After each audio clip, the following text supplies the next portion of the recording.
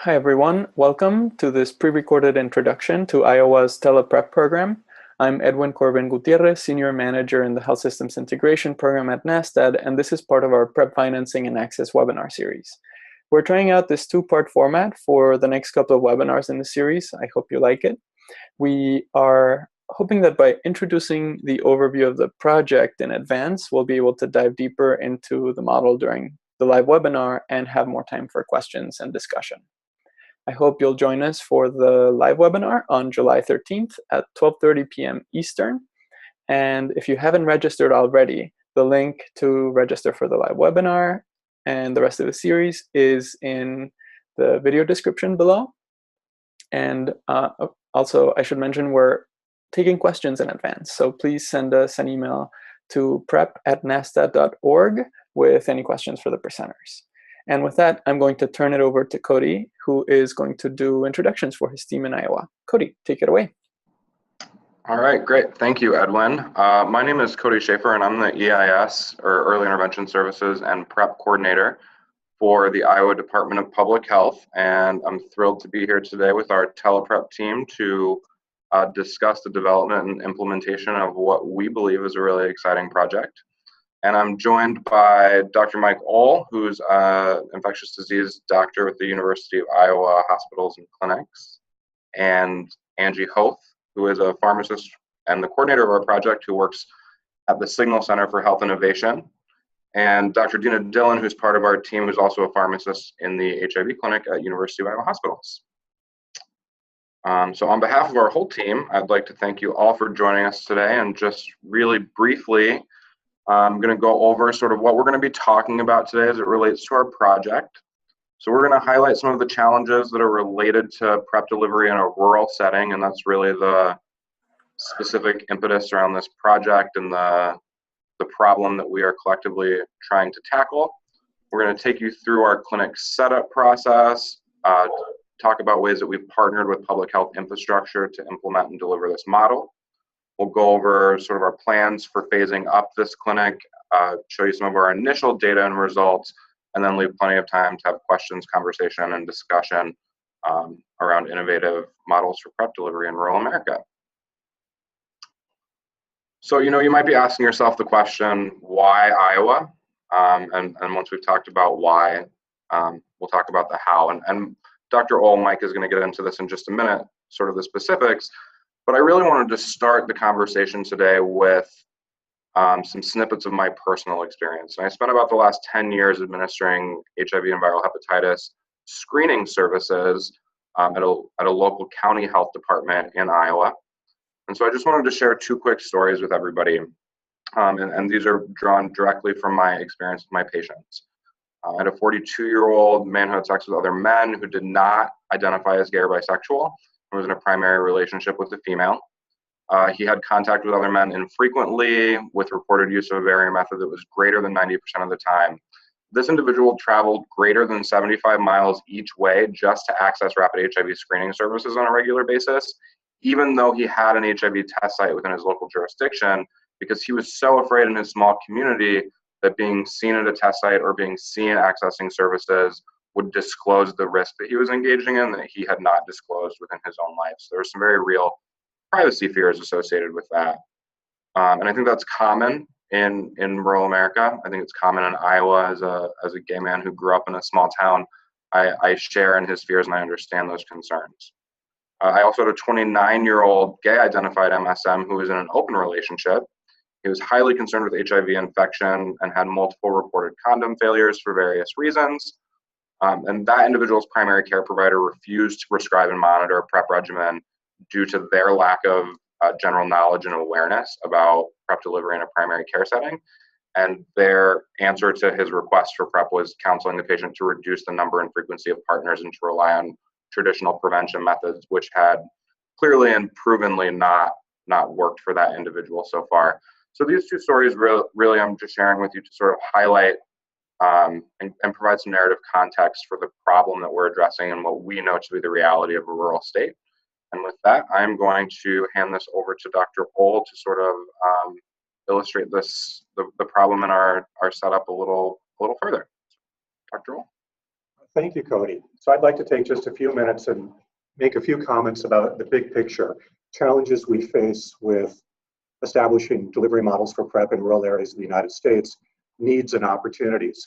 So rural areas of the United States, roughly speaking, the dark areas in this nighttime satellite image, constitute approximately 80% of the US land area, 15% of the US population, and roughly 6% of people newly diagnosed with HIV infection in 2014. So any single rural community is by definition small and is unlikely to contain in itself a large number of people with indications for PrEP, unlikely to contain a large number of people, period. However, rural areas are important when thinking about PrEP and HIV prevention in general. So this slide shows some data from the upper Midwest where we live, generally speaking, a low HIV incidence of the United States, and shows number of new HIV cases in one large urban area and then in collective, large spread out rural areas of the upper Midwest. So the Chicago metropolitan area, urban Chicago, a few years ago had just under 1,000 cases of new HIV infection, 813 cases. And of course, Chicago is a high incidence area and a priority for PrEP scale up with much activity happening there. But let's think about other areas of the upper Midwest outside of large metropolitan areas. So that will say rural areas and cities of less than 1 million people. Iowa, Nebraska, Wisconsin outside of metropolitan Milwaukee, Minnesota outside of Minneapolis, St. Paul, North Dakota, South Dakota, collectively represent approximately 550 cases new HIV infection per year. So a number that is comparable to that we see in Chicago.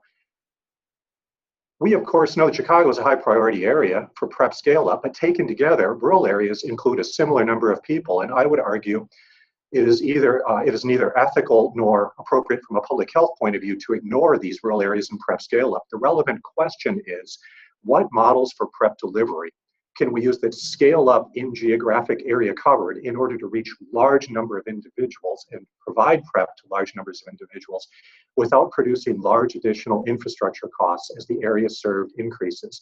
What are the efficient ways for scaling up PrEP in space in order to achieve large PrEP delivery models in rural areas with numbers of people served similar to what you'd see in urban areas? We have no studies specifically comparing barriers to PrEP delivery in rural areas of the United States compared to urban areas, but we know a lot from other HIV prevention studies, HIV care delivery.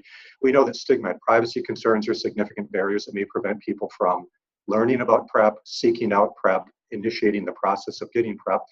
Geographic isolation, large distance to healthcare providers in general, and specifically to PrEP providers, are a barrier to starting PrEP. And then just in general, there is a shortage of primary care services, a lack of primary care workforce in rural areas of the United States in general. And this gets in the way of us thinking about primary care-based PrEP delivery models. So these barriers to PrEP delivery apply at all stages of the PrEP continuum, starting with identifying people at risk and increasing their awareness all the way through initiating PrEP, getting started, and then staying in PrEP with good adherence and retention in the program. So as we think about overcoming these barriers, we have to think about strategies that address the barriers at each stage of the continuum, and that's what we try to do. So this slide emphasizes that there's a shortage of primary care providers in rural areas of the United States. Partial HRSA-defined primary care shortage areas in green or full primary care shortage areas in red cover most of the rural United States. So we are all firm supporters of a primary care-based healthcare system in general and a primary care-based PrEP scale-up strategy, but that doesn't work well in areas that really lack primary care services to begin with. So I think that's one of the key system-level barriers we have to think about.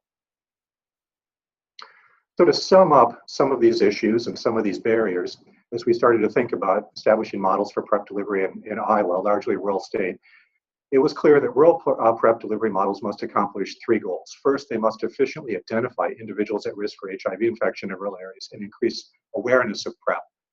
The models must efficiently scale up in geographic area covered in order to serve large numbers of persons at risk for HIV infection, in order to include large numbers of people in PrEP programs, once again, without large additional costs as the area served increases. And finally, of course, we have to think about models that overcome these barriers related to stigma and distance in rural areas. So as we got together a bit more than a year ago and thought about what are we going to do about this in Iowa, this was a daunting task. Where do we start? Lots of barriers, really not a lot of literature or precedents to go to. And I've always liked this quote from Arthur Ashe. in these situations. Start where you are, use what you have, do what you can. So we got together and we took a sort of view of what were our resources, who were we, what could we work with, and where do we start? So we thought about our partnerships. Who were the people at the table who were interested and motivated to solve this problem? That included the Iowa Department of Public Health, the University of Iowa healthcare system, and then community representatives, informants, stakeholders really throughout the community.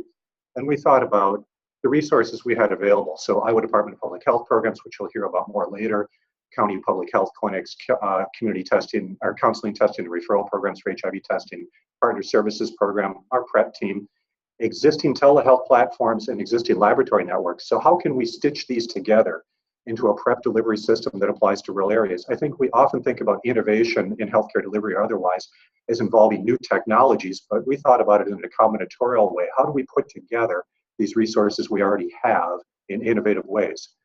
We completed a number of interviews with stakeholders to identify what are the key assumptions that we're dealing with, what do we need to think about in terms of what are people willing to do, and then we jumped in with prototyping a model. Start testing these assumptions rapidly, find out what works. Next slide. And what we came to is summarized in this slide, and we came to this over a number of months of prototyping and talking. So this is the Iowa TelePrEP model. In summary, this is a combination of a number of different interventions to create a statewide virtual PrEP delivery model, which can identify high-risk individuals, engage them in PrEP, deliver PrEP without requiring that they see a provider, trying to overcome barriers related to stigma and distance in a rural state. So starting on the left-hand side of the slide, we identify and include people through three sources. The first is public health screening and referral. So county public health clinics, HIV testing, sexually transmitted infection programs, counseling testing and referral, partner services and disease intervention specialists systematically screen people for PrEP indications or individuals who are interested in PrEP, could benefit from PrEP, and refer them to our program. We also advertise in the community through the internet, through banner advertisements on Jewish social networking applications, and then also through provider outreach to providers in rural areas, to pharmacists. So these are our three sources of referrals. Once someone is identified, they're referred to our program telepharmacist, Angie Hoth, who you'll hear from in a minute, who then completes a video visit, a mobile telehealth visit that begins the PrEP process. People can have their laboratory studies done for PrEP at a network of existing laboratory sites which are close to home, and then we can mail them Truvada. So this is overall a strategy to deliver PrEP to people without requiring in-person visits, to meet them where they are. So I'm going to talk a little bit about the nuts and bolts of the telemedicine clinic and how we went about setting it up. To start off with, TelePrEP, as Mike mentioned, is more than telemedicine. So it does include virtual visits. And in our situation, our virtual visits are through an application called Video, VIDYO. And it's very similar to having a FaceTime or Skype conversation. The person who is wanting PrEP can do the visit from their home, from their office. They can do it in their car. As long as somebody has a laptop or desktop computer, a tablet, or a smartphone, we can do the visit. In public health offices, if somebody does not have one of these devices to use, we could use a computer within a public health office as well. So any place that a person can go and connect, that's where we can do the visit. Within the state of Iowa, we also have to be very cognizant of telemedicine laws. And within Iowa, telemedicine is the provision of medical services only through real-time interactive services, and there are a couple of nuances with that don't necessarily apply to our program. The telephone calls in the state of Iowa are not considered telemedicine visits that are legal. Every state is a little bit different, so I refer you to the slide and the link that is there to determine what the laws are in your state. So we are able to conduct our visits. The visits can be anywhere from 20 to 60 minutes for an initial visit, 5 to 10 minutes for a follow-up visit. with the person wherever they wish to be. And this is our way of overcoming two of those barriers that Mike identified: the geographic isolation and distance to a PrEP provider, and also privacy. So the video platform itself is HIPAA compliant, and the person being wherever they want to be, they don't need to be seen walking into a clinic, they don't need to be seen walking into a specific type provider type. We are able to keep these visits very private. The next piece of the TelePrEP clinic is that it is also a collaborative practice. So what this means is that the practice itself is, the visits are conducted by a clinical pharmacist rather than a physician provider. This is done through a collaborative practice agreement, which I will talk about in a little bit. And it's also protocol driven. So we follow the US Public Health Service and CDC guidelines for PrEP delivery and monitoring. And then the collaborative practice agreement and this protocol was approved by our local University of Iowa Hospitals and Clinics Pharmacy and Therapeutics Committee, which is the designee according to the Iowa Board of Pharmacy in terms of making the Collaborative Practice Act or agreement legal and binding with pharmacy law within the state. So what a collaborative practice agreement does is it creates a formal relationship between the physician and the pharmacist that allows for expanded services that the pharmacist can provide to the patients.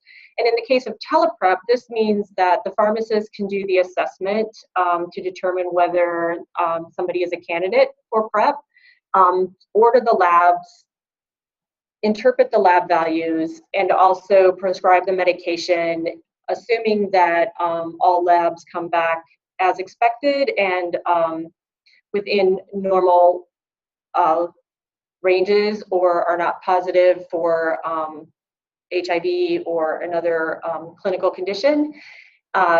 If in the case that that does happen, that there is a positive lab test or there is a question, then the medical director, Mike, will become involved with the patient and with the visit.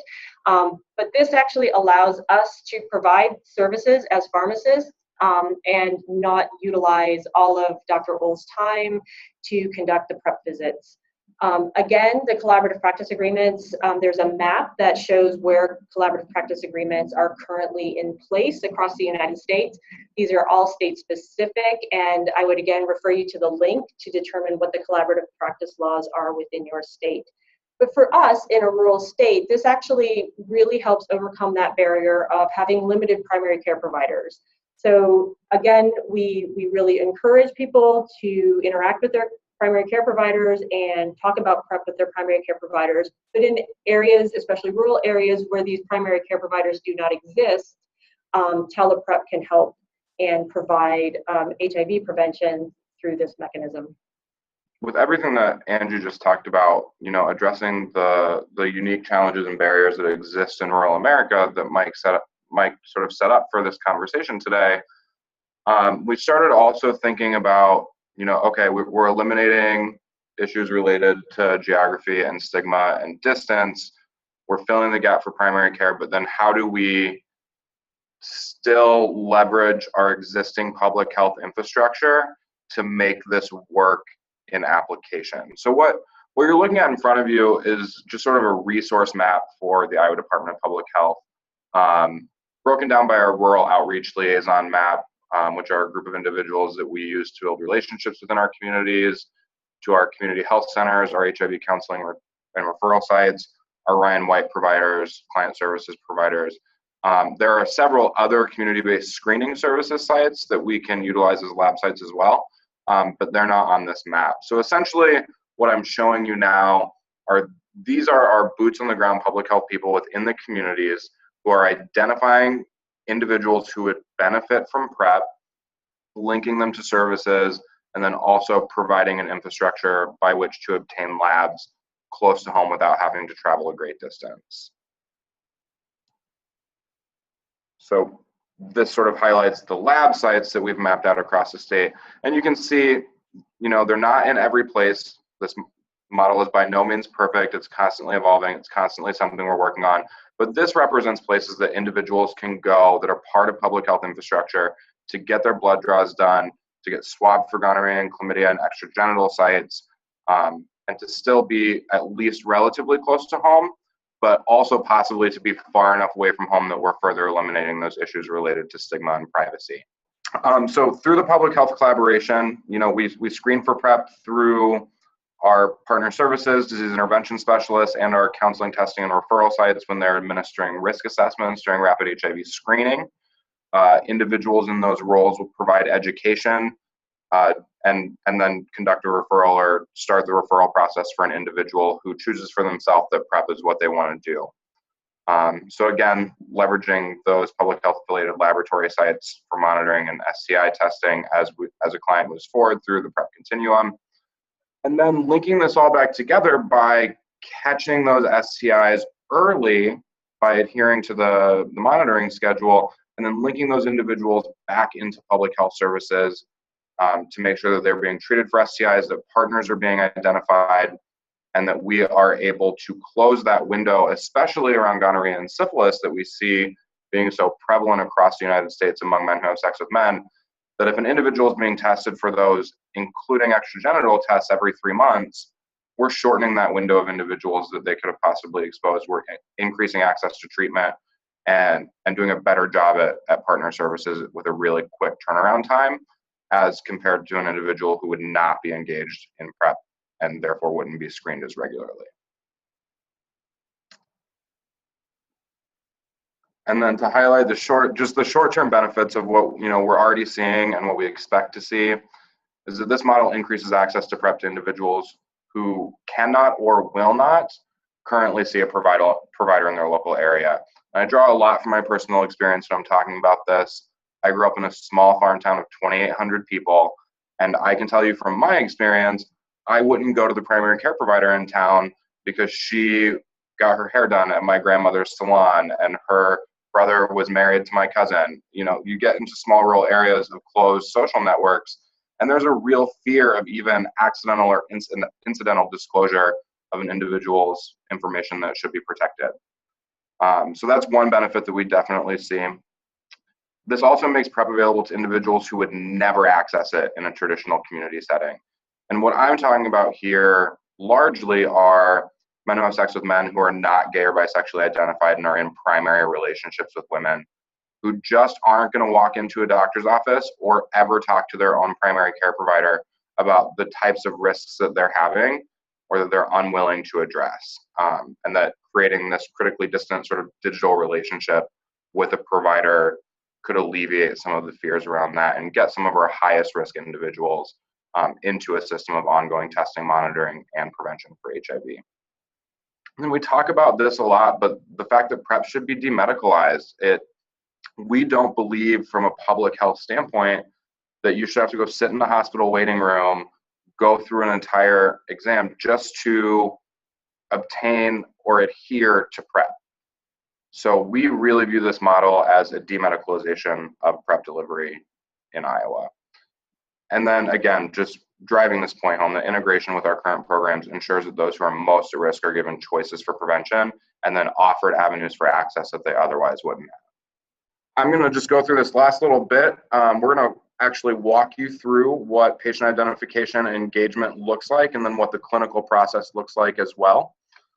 So I think I've sort of outlined the top box on this slide here that clients can be identified in a number of ways, whether it's through our public health funded test sites, our disease intervention specialists who execute our partner services program, community-based screening services, our partners at the FQHCs, a private provider who's unwilling or unable to prescribe and monitor PrEP themselves, or the individuals could self-select and enroll into this program.